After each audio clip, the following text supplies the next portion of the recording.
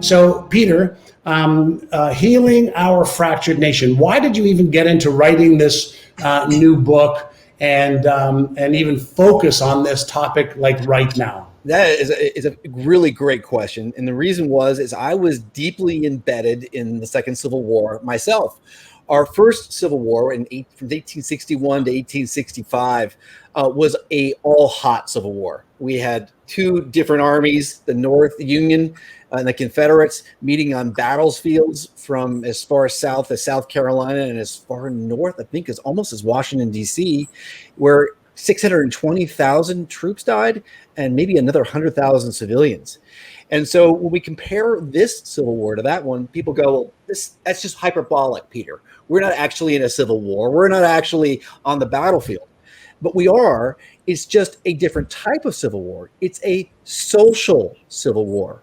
It is friend against friend, colleague against colleague, parent against child. What is happening right now is the tearing apart of our social fabric, where relationships are frayed and or severed because of our differences in politics. So the war, we are in a second civil war. It's just at the person-to-person level, and it's really hurting us as a nation. You know, what's interesting is when we had our election, prior to the election, I have friends who are Republicans, I have friends who are Democrats. I personally cannot vote in the United States. I'm Canadian.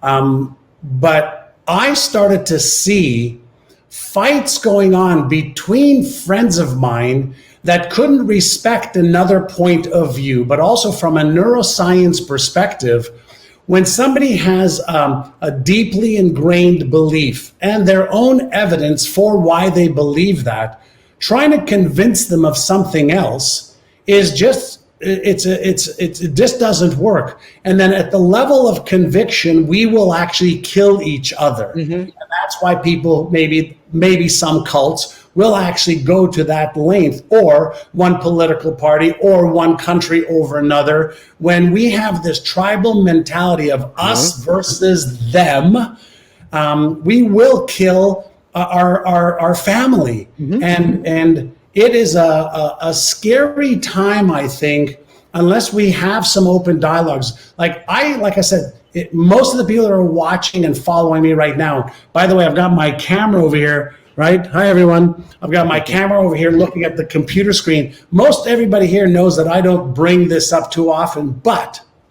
when your book came out, right, and you are really bringing some solutions to the problem, that is of utmost importance to me, because I think it begins with open dialogue that's respectful versus, in an attack mode. So why do you think we so ferociously, as you've mentioned it, argue over politics? John, it's a great question. And you certainly identified, you're the expert that I go to for the neuroscience answer. And my approach is more from the evolutionary psychology point of view. And you mentioned tribalism.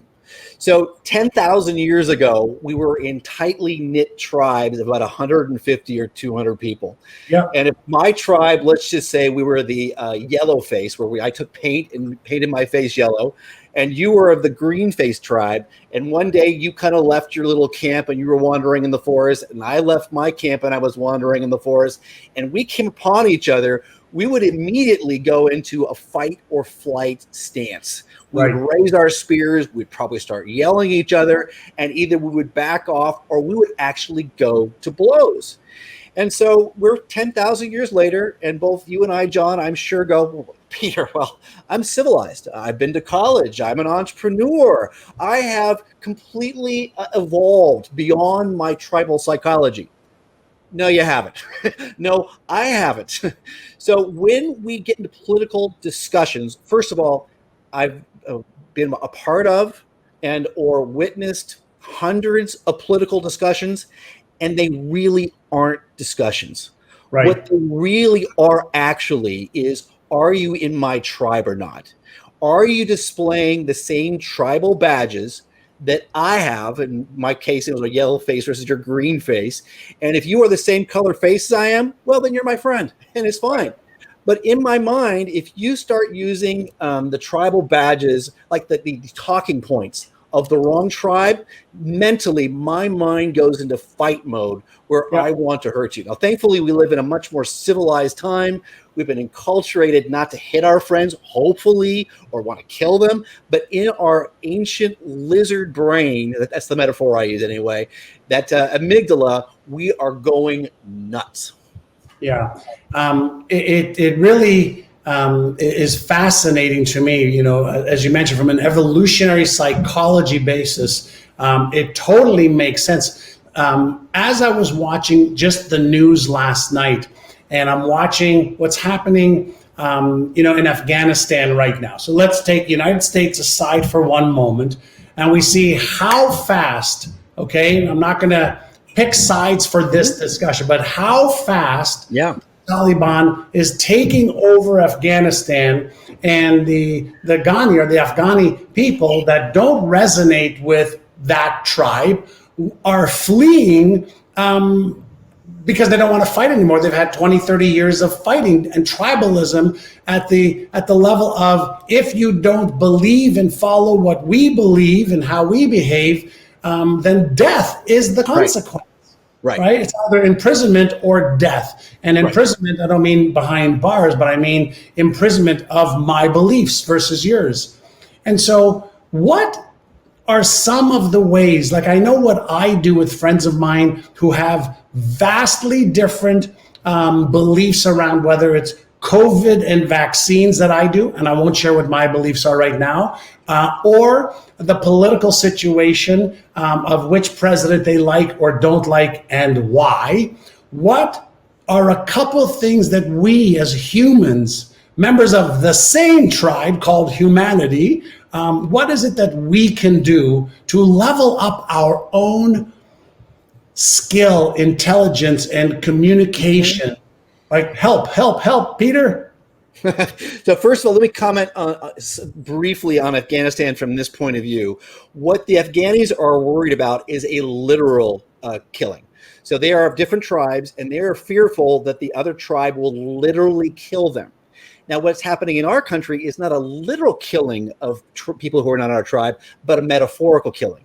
So almost everyone I know has a friend who they have canceled, which they have extricated from their life, and they have metaphorically expelled them from their tribe, or kind of a metaphorical death. So we're doing the same thing. It's just not in a literal sense.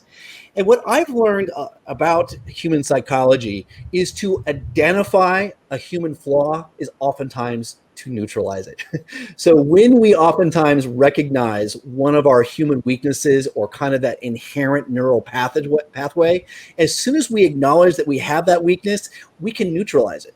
So as soon as we realize that conversations about politics are not about politics, it really is nothing more than the same third grade argument we got into in the playground when we said, my dad can beat up your dad, or who can beat up who. I think Superman can beat up Batman. These conversations about who's at fault, the Republicans or the Democrats, is exactly the same psychologically. We're just doing it in a slightly more sophisticated manner than we did when we were 9 years old out on the playground.